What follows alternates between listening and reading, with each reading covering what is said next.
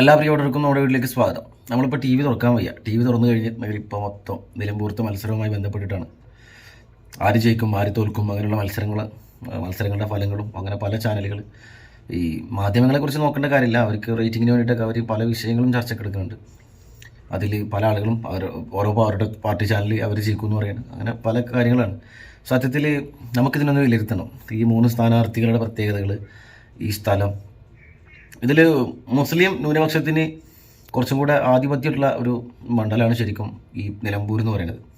അങ്ങനെയാണ് തോന്നിയിട്ടുള്ള ജനസംഖ്യ നമ്മൾ ചെക്ക് ചെയ്തിട്ടില്ല നമ്മളൊരു അറിവിൽ.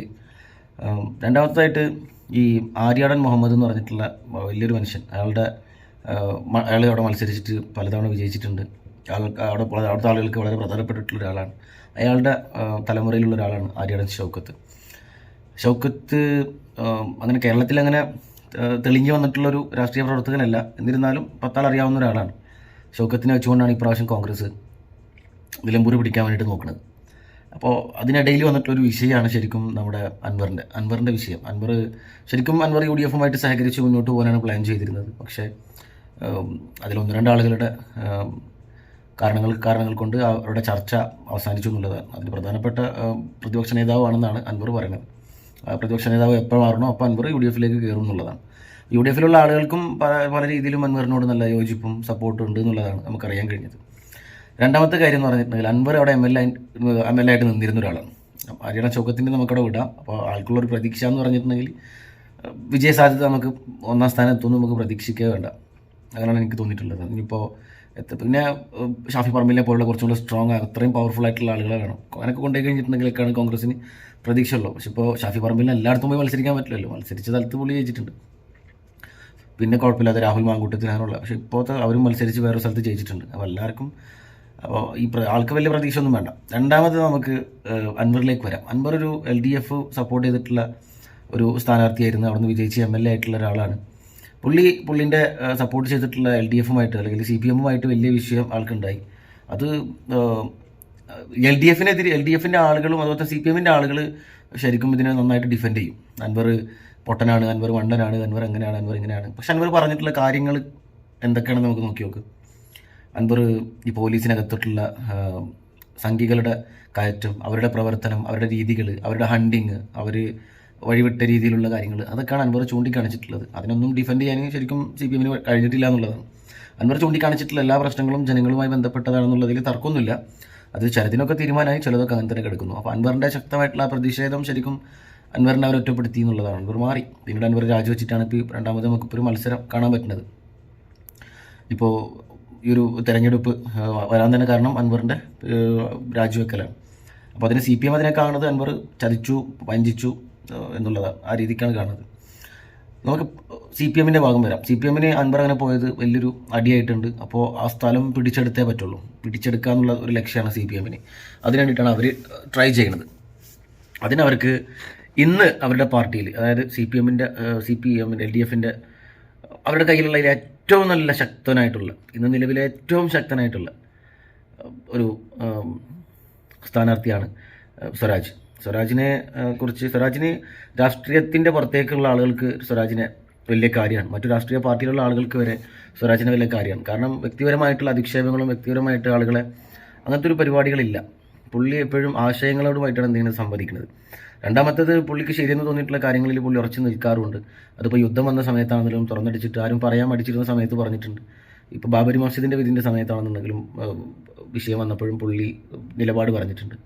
ഇപ്പോൾ പലസ്തീനുമായി ബന്ധപ്പെട്ട വിഷയത്തിനും ഹമാസിനെ സപ്പോർട്ട് ചെയ്തിട്ടാണ് പുള്ളിക്ക് ശരിയെന്ന് തോന്നിയിട്ടില്ല. ശരിയെന്നുള്ളതല്ല, ജനങ്ങൾക്ക് മൊത്തത്തിൽ ഒരു വലിയ വിഭാഗം ആളുകൾക്കും ശരിയെന്ന് തോന്നിയിട്ടുള്ള കാര്യങ്ങളിലാണ് പുള്ളിക്കും ശരിയുള്ളത്. അപ്പോൾ അങ്ങനെ ജനങ്ങൾക്കിടയിൽ അത്യാവശ്യം നല്ല എന്താ പറയുക, വളരെ വേണ്ടപ്പെട്ടിട്ടുള്ള ഒരാളാണ് സ്വരാജ്. ആ സ്വരാജിനാണ് അവർ CPM പുറത്തിറക്കിയിട്ടുള്ളത്. എനിക്ക് തോന്നുന്നത് അതൊരു ഫ്രഷ് ആയിട്ടുള്ളൊരു അവസ്ഥയിലായിരുന്നെങ്കിൽ വൻ ഭൂരിപക്ഷത്തിൽ സ്വരാജ് വിജയിക്കേണ്ട ഒരു മത്സരം കൂടിയാണ് സ്വരാജിൻ്റെ. ബാബുവിനായിട്ടുള്ള പരാജയത്തിന് ശേഷം സ്വരാജിനെ നമുക്ക് മത്സരരംഗത്ത് കാണാൻ പറ്റിയത് ഇപ്പോൾ നിലമ്പൂരാണ്. പക്ഷേ അവിടെ ഒരു കുഴപ്പം എന്താണെന്ന് വെച്ചിട്ടുണ്ടെങ്കിൽ കഴിഞ്ഞ 9 വർഷമായിട്ടുള്ള CPM-ൻ്റെ പ്രവർത്തനങ്ങളിൽ ഒരുപാട് വികസനങ്ങൾ ഉണ്ടാക്കിയിട്ടുണ്ട്. ഒരുപാട് മെച്ചപ്പെട്ട രീതിയിലുള്ള പ്രവർത്തനങ്ങൾ അവർ കാഴ്ചവെച്ചിട്ടുണ്ട് CPM. എന്നിരുന്നാലും ജനവികാരം ഉറപ്പായിട്ടുണ്ടാകും. കാരണം പല അവരുടെ പ്രവർത്തനങ്ങളും ജനങ്ങൾക്ക് ഇഷ്ടപ്പെടാത്തതും ജനങ്ങൾക്ക് താല്പര്യമില്ലാത്തതും, ഇപ്പോൾ ഏറ്റവും ലേറ്റസ്റ്റ് ആയിട്ടുള്ള, ഞാൻ വീഡിയോ ചെയ്തിട്ടുണ്ടായിരുന്നില്ല, ഞാൻ ഒരു ജോലി തിരക്കിൽ വൈകിപ്പോയ കാര്യമാണ്. എൻ്റെ നാട്ടിൽ തന്നെ പോലീസുകാർ ഈ ഇൻഷുറൻസ് ഇല്ലാത്ത വണ്ടി എടുത്ത് വന്നിട്ട് റോട്ടിൽ ആളുകൾ ഒളിച്ചിരുന്ന് ഫോട്ടോ എടുക്കലും അതിന് കോടതിയിൽ നിന്ന് ഫൈൻ വരലും അങ്ങനെ കുറേ ഇതൊക്കെ ഉണ്ടായിരുന്നു. അതൊക്കെ ഒന്നും ജനങ്ങൾക്ക് താല്പര്യമില്ലാത്ത എത്രയോ ക്യാമറകളുണ്ട് നാട്ടിൽ. ഒന്നും പോരാതെ പോലീസും മൊബൈൽ എടുത്തിട്ട് റോട്ടിൽ ഇറങ്ങുന്ന ഒരു അവസ്ഥ എൻ്റെ നാട്ടിലുണ്ട് എന്നുള്ളതാണ്. അപ്പോൾ അതൊക്കെ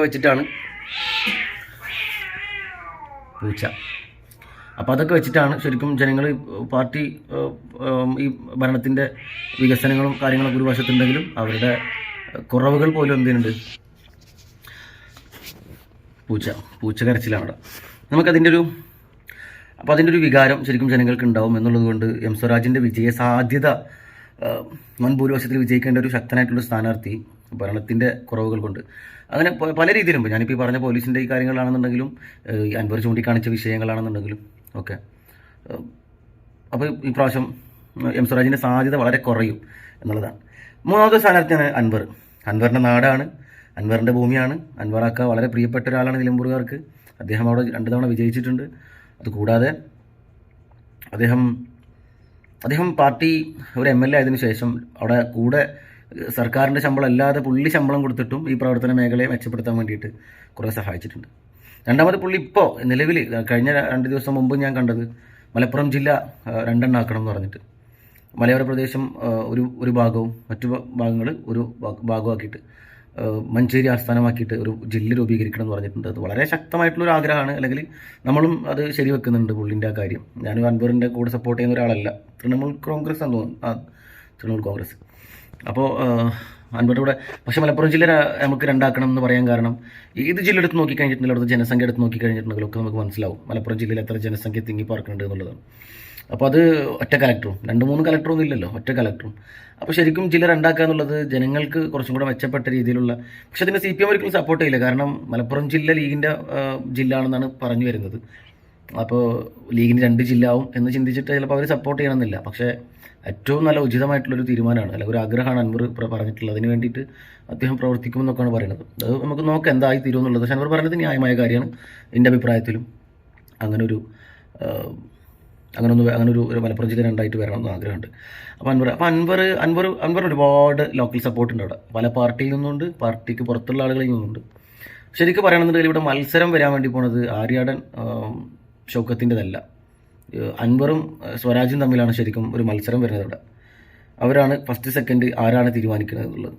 ഞാൻ പറഞ്ഞതുപോലെ തന്നെ നേരത്തെ പറഞ്ഞിട്ടുള്ള എം സ്വരാജിൻ്റെ കാര്യങ്ങളെ കുറിച്ചിട്ട് നമുക്ക് കുറവുകൾ നമ്മൾ പറഞ്ഞല്ലോ. ആ ഒരു കുറവുകൾ ഉണ്ടായതുകൊണ്ട് മാത്രമാണ് നമ്മൾ എം സ്വരാജ് പുഷ്പം പോലെ വിജയിക്കുമെന്ന് പറയാത്തത്. കാരണം ഈ കുറവുകൾ നിലനിൽക്കുന്നത് ജനങ്ങൾ ഏത് രീതിയിൽ പ്രതികരിക്കുമെന്ന് അറിയില്ല. പാർട്ടി വോട്ട് ഉണ്ടെങ്കിൽ പോലും പുറത്തുനിന്നും വോട്ട് ഉണ്ടെങ്കിലാണ് വിജയ സാധ്യതയുള്ളൂ. അപ്പോൾ അത് എങ്ങനെ വരുമെന്നുള്ളത് നമുക്കറിയില്ല, ഇപ്രാവശ്യം കണ്ടറിയണം. അൻവറും അതേപോലെ തന്നെ അവിടുത്തെ ഒരു ജനനായകനാണ്, അവിടുത്തെ ജനങ്ങൾക്ക് വളരെ വേണ്ടപ്പെട്ടിട്ടുള്ള ഒരാളാണ്. അപ്പോൾ ഇവർ തമ്മിലുള്ളൊരു മത്സരമാണ് ഇവർ നടത്താൻ വേണ്ടി പോണത്. അതിലെനിക്ക് കുറച്ചും കൂടെ നന്നായിട്ട് എനിക്ക് ഫീൽ ചെയ്യണത് വിജയ സാധ്യത അൻവറിനാവാനുള്ള സാധ്യത കൂടുതലാണ്. അതിന് പല കാരണങ്ങളുണ്ട്. ജനങ്ങൾക്ക് വേണ്ടിയിട്ടാണ് അൻവർ പുറത്തിറങ്ങിയിട്ട് കാര്യങ്ങളൊക്കെ വിളിച്ചു പറഞ്ഞത്, ജനങ്ങൾക്ക് വേണ്ടിയിട്ടാണ് സംസാരിച്ചത്. അൻവർ സംസാരിച്ച വിഷയങ്ങളെല്ലാം ജനങ്ങൾക്ക് വേണ്ടിയിട്ടാണ്. അപ്പോൾ ജനങ്ങൾക്ക് വേണ്ടിയായിട്ട് പ്രവർത്തിച്ചിട്ട് കാണിച്ചു കൊടുത്തിട്ടുള്ള ഒരാൾ കൂടിയാണ്. അപ്പോൾ ജനങ്ങൾ കൈവിടാതിരിക്കാനുള്ള സാധ്യതയും വളരെ കുറവാണ് അൻവറിൻ്റെ. അപ്പോൾ അൻവർ ന്യായമായിട്ടുള്ളൊരു കാര്യങ്ങളെ സംസാരിച്ചിട്ടുള്ളൂ എന്നുള്ളതാണ്. പിന്നെ അൻവറിൻ്റെ ഭാഗത്ത് നമുക്ക് മിസ്റ്റേക്ക് ഇല്ലെന്ന് വെച്ചാൽ ഒരുപാടുണ്ട്. കാരണം ആൾ കുറച്ച് വൈകാരികമായിട്ടാണ് ഈ വിഷയത്തെ കാണുന്നത്. പച്ചയായിട്ടുള്ളൊരു മനുഷ്യനായതുകൊണ്ടായിരിക്കാം പുള്ളി വൈകാരികമായിട്ട് പല സിറ്റുവേഷനും കൈകാര്യം ചെയ്തിട്ടുണ്ട്. രാഷ്ട്രീയത്തിൽ അത് പാടില്ലാത്തതാണ്. കുറേ കൂടെ പ്ലാൻ ചെയ്ത് പറയേണ്ട കുറേ കാര്യങ്ങളുണ്ട്. അപ്പോൾ അതിൽ കുറച്ച് പരാജയം എന്നുള്ളത് പുള്ളിയോട് ഈ അടുത്ത് മീഡിയ ചോദിച്ചപ്പോൾ പുള്ളി പറഞ്ഞ ഒരു സാധാരണ മനുഷ്യനാണ്, എനിക്ക് അങ്ങനെ അങ്ങനെ എനിക്കറിയാം, വൈകാരികമായി പോകാറുണ്ട് പലപ്പോഴും എന്നാണ് പറഞ്ഞിട്ടുള്ളത്. അതൊരു നല്ല മനുഷ്യൻ്റെ അടയാളമാണ് അങ്ങനെ വൈകാരികമായിട്ട് പോകാന്നുള്ളത്. അപ്പോൾ സ്വരാജിനോട് നമുക്ക് പ്രത്യേകിച്ചായിട്ട് ദേഷ്യവും വെറുപ്പൊന്നുമില്ല. സ്വരാജ് ഒരു നല്ല മനുഷ്യനാണ്, നല്ല വ്യക്തിയാണ്, നമുക്ക് ഒരുപാട് ഇഷ്ടമുള്ള വ്യക്തിയാണ്. ഒരുപാട് അറിവുകളും ഒരുപാട് വായനാശീലവും ഒക്കെ ഉള്ള ഇന്ന് CPM ഒരു പക്ഷേ വരും കാലങ്ങളിൽ നമ്മളിപ്പോൾ കോൺഗ്രസിൻ്റെ മുഖ്യമന്ത്രി സ്ഥാനത്തേക്ക് നമ്മൾ വരും തലമുറയിൽ നിന്ന് പ്രതീക്ഷിക്കുന്നത് ഷാഫി പറമ്പിലാണ് നമ്മൾ പ്രതീക്ഷിക്കുന്നത്. ഇതേ പോക്ക് മുന്നോട്ട് പോകണമെന്നുണ്ടെങ്കിൽ ഷാഫി പറമ്പിലായിരിക്കും കോൺഗ്രസിൻ്റെ വരുംകാല മുഖ്യമന്ത്രി. അതങ്ങനെയാണ്, അത്രത്തോളം ജനപ്രിയനായിട്ടുള്ള ഒരു നേതാവാണ്. അതുപോലെ തന്നെയാണ് എം സ്വരാജ്. CPM നിന്ന് നമുക്ക് പ്രതീക്ഷിക്കാൻ പറ്റുന്നൊരു മുഖ്യമന്ത്രിയായിരിക്കും ഈ എം സ്വരാജ്. അത്രത്തോളം സ്കില്ലുള്ള ഒരാളാണ്, കാര്യങ്ങൾ കൈകാര്യം ചെയ്യാൻ പറ്റുന്ന ഒരാളാണ്, വ്യക്തമായിട്ടുള്ള പെർഫെക്റ്റ് ആയിട്ടുള്ള രാഷ്ട്രീയം പറഞ്ഞ് മുന്നോട്ട് പോകാൻ കഴിവുള്ള ഒരാളാണ്. നമ്മൾ ഒരുപാട് പ്രതീക്ഷയുള്ളൊരു എം സ്വരാജ്. അപ്പോൾ നമുക്ക് സ്വരാജിന് അത്രയും വേണ്ടപ്പെട്ടിട്ടുള്ള ഒരാളാണ് കേരളത്തിലുള്ള എല്ലാവർക്കും. എന്നിട്ടും നമ്മൾ അൻവറിന് സാധ്യത പറയുന്നത് നിലവിലെ നിലമ്പൂരത്തെ സിറ്റുവേഷനും അവിടെ ഉണ്ടായിട്ടുള്ള കാര്യങ്ങളും അൻവറിൻ്റെ ഇപ്പോഴുള്ള നിലപാടും അൻവർ മുമ്പ് പറഞ്ഞിട്ടുള്ള കാര്യങ്ങൾ CPM നിലവിലുള്ള അവസ്ഥ അങ്ങനെ എല്ലാം കണക്കിലെടുത്തിട്ടാണ് നമ്മൾ അൻവറിന് ഒരു പൊട്ടി വിജയ സാധ്യത. അതായത് ഇപ്പോൾ ഒരു 30% നമ്മുടെ ആര്യടൻ ഷൗക്കത്തിന് പറയുമ്പോൾ ഒരു 36% നമ്മുടെ അൻവറിന് പറയുന്നത് 36%, 34% എം സ്വരാജ് തന്നെയാണ്. 1% അങ്ങോട്ടും ഇങ്ങോട്ടും മാറിയിട്ടുള്ള ഒരവസ്ഥയാണ്. എന്നാലും നമ്മൾ 1%ൻ്റേതായിട്ടുള്ളൊരു പേരാണ് നമ്മൾ പറയണത്. അൻവറിനാണ് അവിടെ വിജയ സാധ്യത കൂടുതലെന്ന്.